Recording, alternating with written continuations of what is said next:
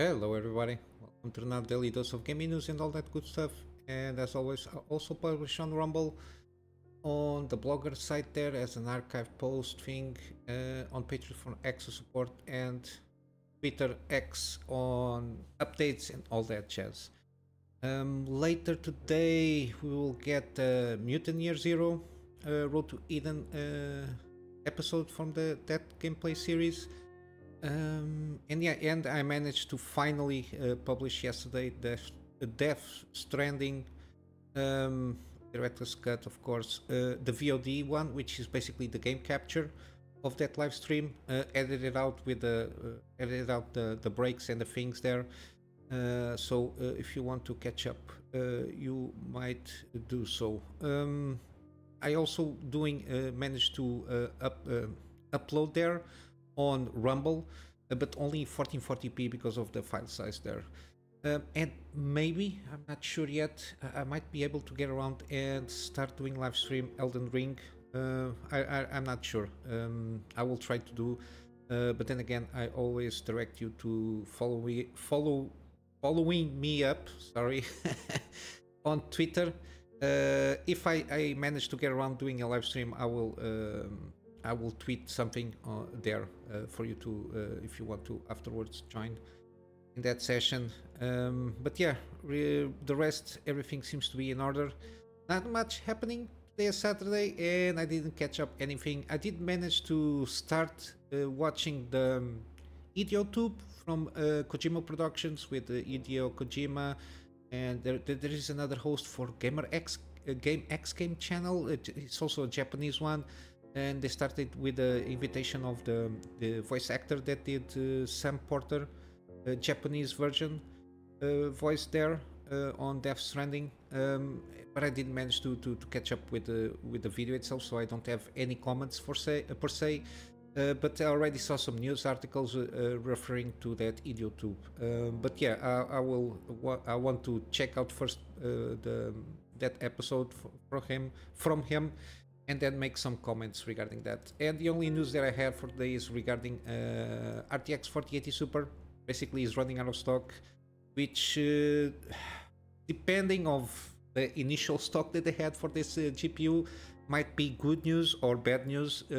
If they had enough or plenty of stock of this GPU, it might be good news, mainly because people were just waiting for the lower priced of this GPU. But yeah, the fact that it's out of stock, the MSRP ones, I think here presently on Best Buy Micro Center, they only have like $1,100 or more in terms of their 4080 Supers there.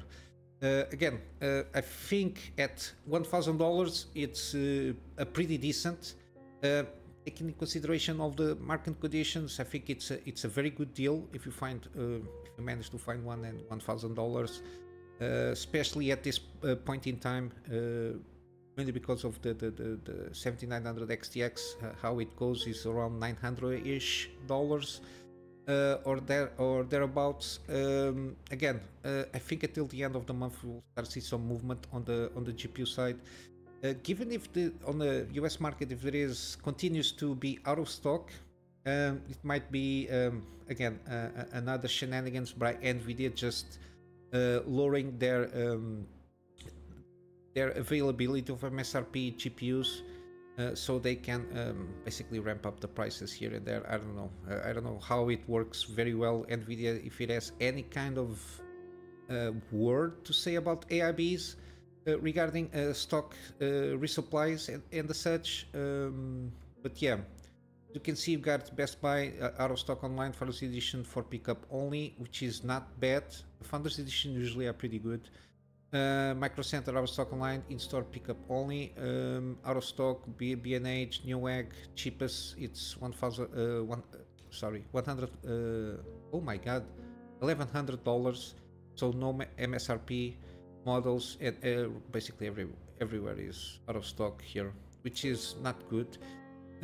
Again, I usually I think AIBs do the thing they are basically mandated to have X amount of models from the chips they are handled to do these GPUs to have percentage, a minimum percentage of them being at made at MSRP prices there. So yeah, but even at $1,100 is cheaper than the 4080, but still it's too much. I think that like the high end ceiling is $1,000 and still it's too much. I think it's too much. Again, you don't have to have a 4080 Super to play kind of 4K games there. You got you can get around it with this 4070 Ti Super if it is at $800. And supposedly they are in stock here.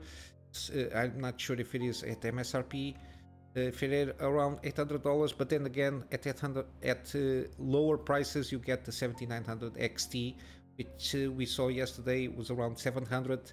So you can play and you can have like a solid experience at 4K. Not max settings of course, but I think it's very achievable 4K 60 frames per second, playing with the good graphic details there.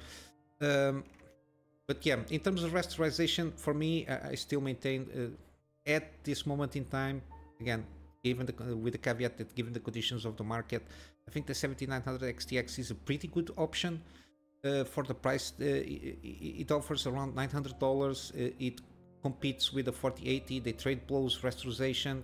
But then again, it's just a matter of how you intend to use the GPU. If you want more ray tracing workloads, or if you're planning to do, I don't know, at this level, doing upscaling might not be that justified, with the exception of a few games here and there. But yeah, again, hopefully February will see some more movement in lowering prices here.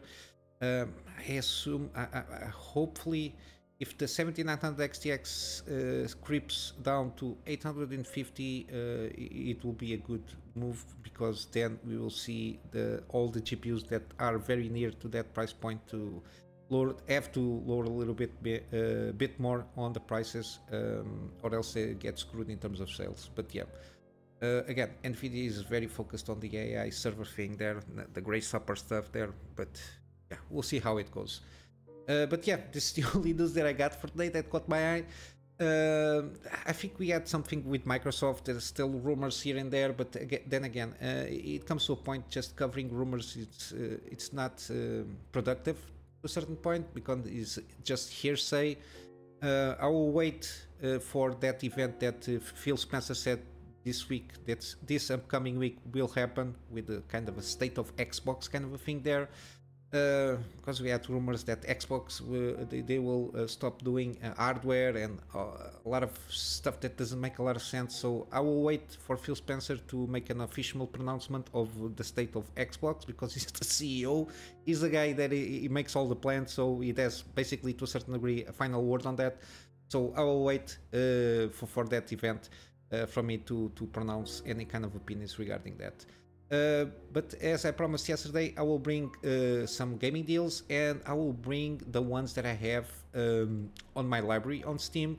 At this time we got Control, which is at the Ultimate Edition is 75% off at $10, give or take, which is the usual price that it's been at when it comes on the deal. We got also the Deus Ex Duology kind of a thing, which is the Director's Cut and the Mankind Divided. $3 for the director's cut of Human Revolution, and 85% off, or $4.50 for the base game of Mankind Divided. But I think the digital deluxe is a good deal.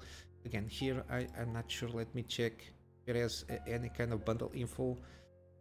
Yeah, supposedly the DLC is 80% off also, because I already have on my library, it's I think it's $2.24 and then $4.50, so around $7.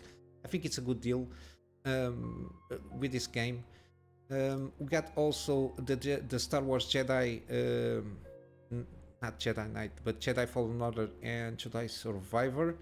Again, I've been playing this game as an active gameplay series, Fallen Order, and I bought the Deluxe Edition, if not mistaken. I think I bought the Deluxe Edition. I think so. $6. Again, it has its issues.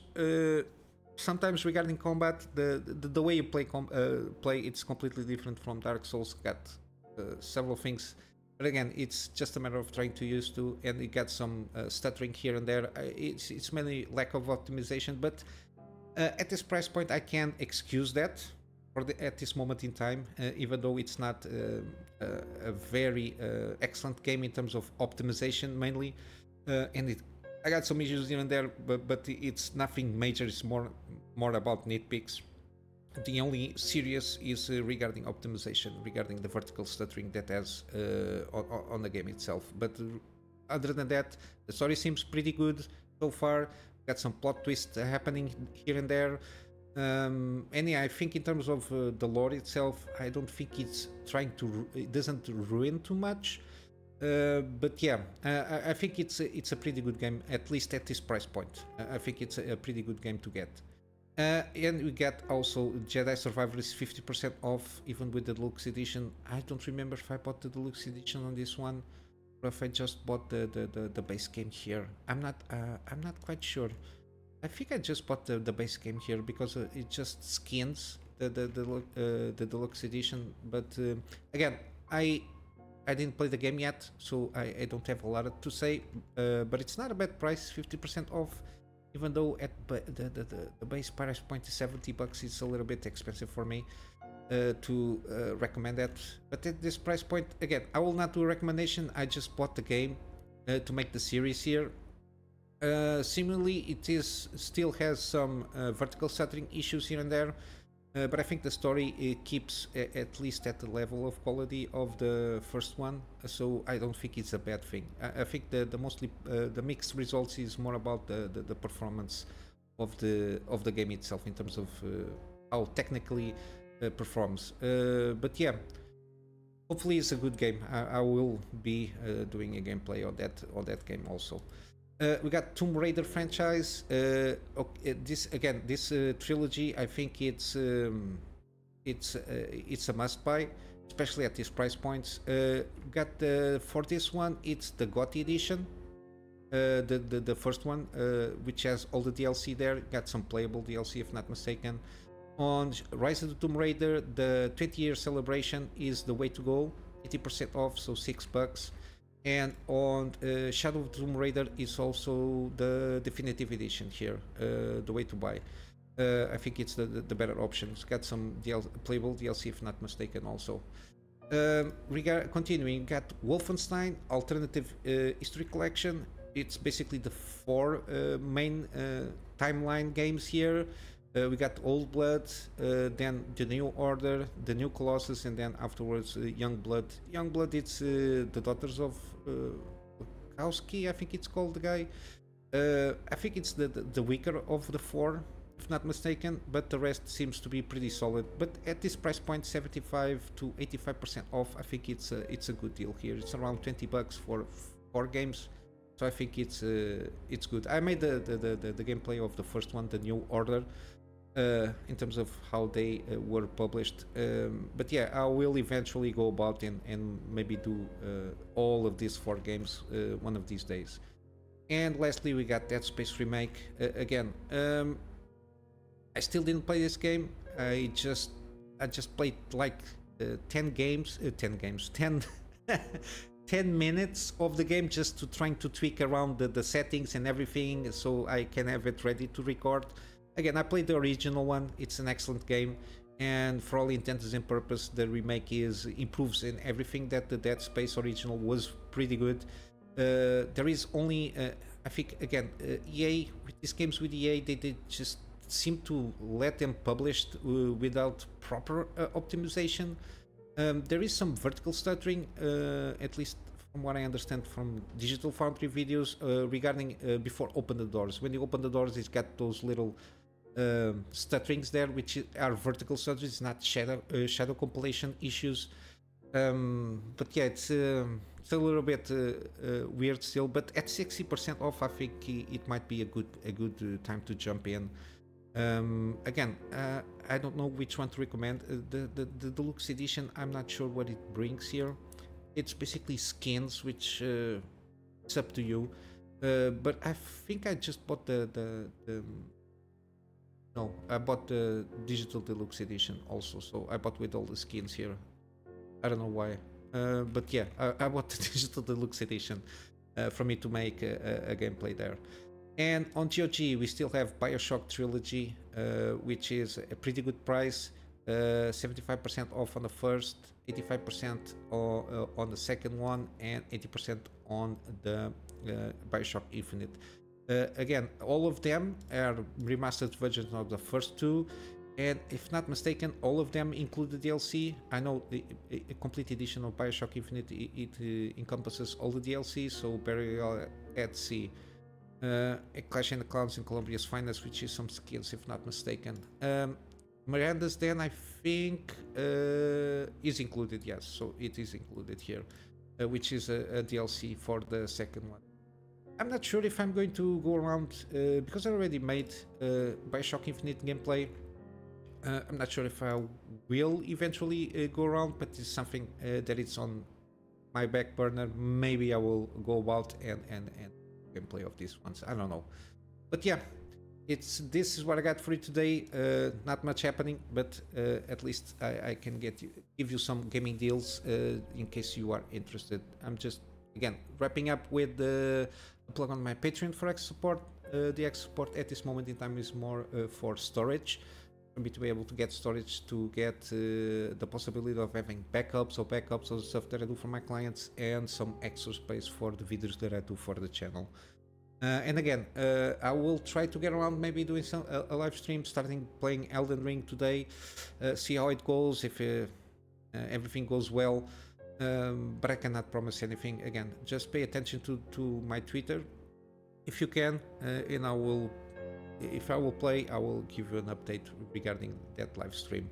And again, every live stream afterwards, give me a couple of days to get a VOD of just game capture, for you to get around and see without the chats and all the things there. But yeah, this is what I got. Hope you have a wonderful day, and I will see you in the next one. Till then, Kunamy Master out.